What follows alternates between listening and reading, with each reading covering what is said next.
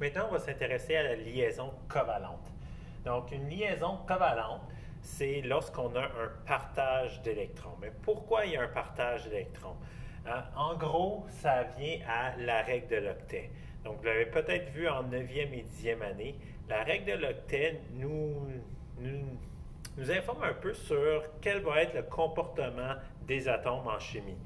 La règle de l'octet nous dit qu'un atome est stable, et il va être à sa forme la plus stable, disons qu'il peut être, s'il arrive à avoir une couche de valence remplie d'électrons. Donc, couche de valence, sa dernière couche, si elle peut être remplie d'électrons, l'atome va être plus stable. Il ne faut pas oublier que les atomes ne sont pas intelligents. Donc, un atome, disons qu'il y a 7 électrons, qu'il manque un électron pour être stable, il n'y a pas le raisonnement puis dire « Oh, il faut que j'aille chercher un électron ».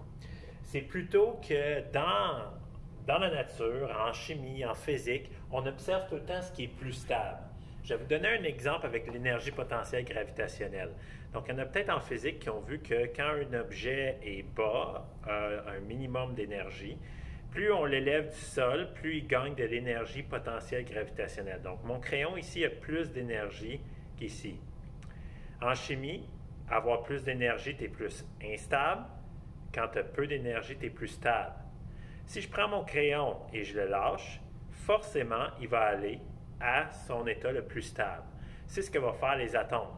Si on les laisse faire, ils vont chercher ils vont tomber à leur état le plus stable. Et dans ce cas-ci, l'état le plus stable, c'est d'avoir une couche de valence remplie.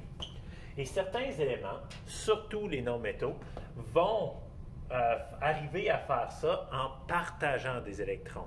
De là, la liaison covalente.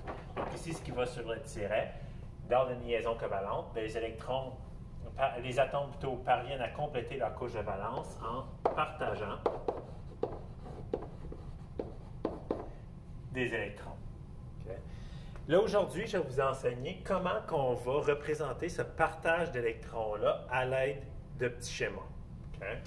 Donc, vous l'avez peut-être fait en 9e et 10e année. Ce n'est pas nécessairement au curriculum, mais des fois, pour comprendre les concepts de liaison, on le fait.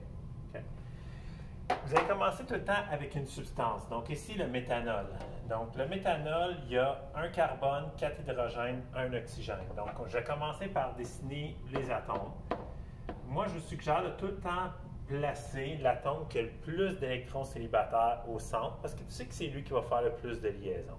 Donc, le carbone a 4 liaisons, 4 électrons célibataires. Un rappel que vous pouvez regarder sur votre tableau périodique, le numéro de la colonne va vous dire combien d'électrons de valence qu'il y a cet élément-là. Pour de 13 à 18, on fait moins 10 pour savoir le nombre d'électrons.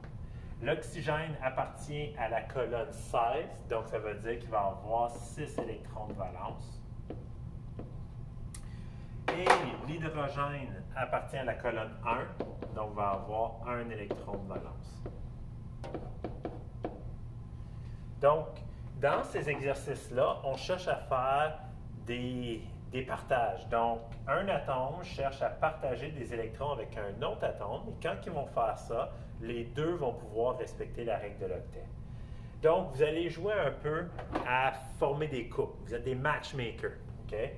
Donc, la règle, quand on fait du matchmaking, c'est un mot, on prend des célibataires seulement. On n'a pas le droit de prendre des électrons qui sont déjà pairés. Des électrons qui sont déjà pairés, sont stables, ne veulent pas former de liaison. D'ailleurs, il y a un nom pour ça, les électrons qui sont déjà pairés, on va appeler ça des doublets libres. Donc, eux autres, on ne va pas les toucher lorsqu'on va former des liaisons. Okay?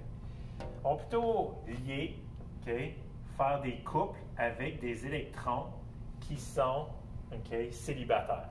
Donc, on prend des célibataires et on forme des couples. Petite règle que je vais ajouter, on va essayer d'éviter de former des couples sur un même atome. Okay? Ça serait l'équivalent de faire un couple entre un frère et une sœur. No. Okay? Donc, on va éviter ça. Okay? Et ce qu'on va éviter de faire aussi, ce serait de faire une liaison entre des atomes et que quand on a fini notre problème, on voit que ce n'est pas tous nos atomes qui sont liés. Parce qu'il ne faut pas oublier qu'on forme un composé moléculaire, une molécule. Par définition, une molécule, tous les atomes sont liés ensemble. Donc, si tu finis avec deux groupes séparés, ça formerait deux molécules, fait que là, le problème ne fait plus de sens. Fait que tu dois t'assurer, quand tu finis ton problème, que tu formes une seule molécule. Donc, ici, je vais juste reculer ici. Je vais effacer mon erreur. Donc, ici, je vais plutôt y aller de cette façon-là, parce que ça me permet de lier tous les atomes. Là, maintenant, les 5 atomes sont liés ensemble. Je peux aller. Oui, les 5 atomes.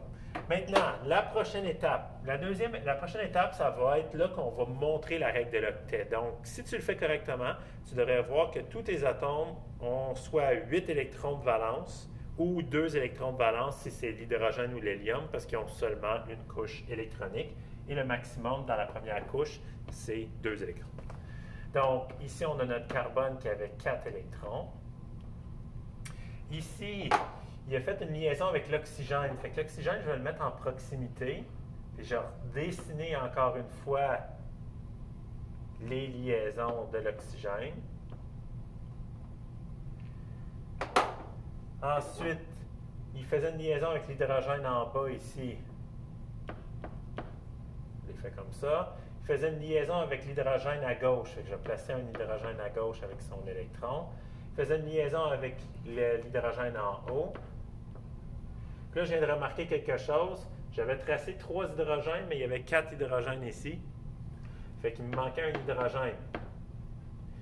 De toute façon, je ne pouvais pas terminer mon problème avec un électron célibataire. Tu devrais tout le temps finir ton problème avec tous des électrons qui ont été pairés, okay, qui sont en couple maintenant. Fait que le nouvel hydrogène ici est lié à l'oxygène qui est en haut ici.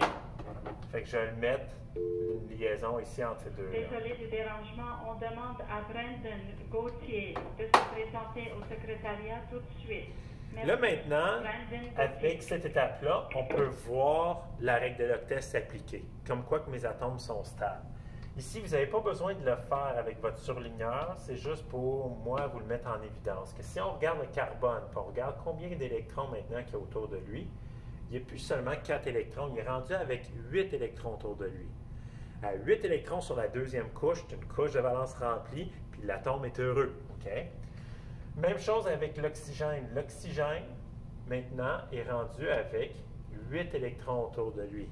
Donc, lui aussi, sur sa deuxième couche, une couche de valence remplie. Pour l'hydrogène, lui, il a seulement une couche, fait que quand il y a 2 électrons dans sa couche de valence, il est heureux et il respecte la règle de l'octet, il est à sa forme stable. Donc, ici, on a 6 atomes qui respectent la règle de l'octet. Excellent. Dans la dernière étape, ça va être la dernière représentation du composé, celle que vous avez vue en 9e année, où est-ce que les partages d'électrons vont être représentés par un tiret. Donc, ça va être important pour le restant de l'année que quand vous voyez un tiret, vous n'oubliez pas que ça représente 2 électrons.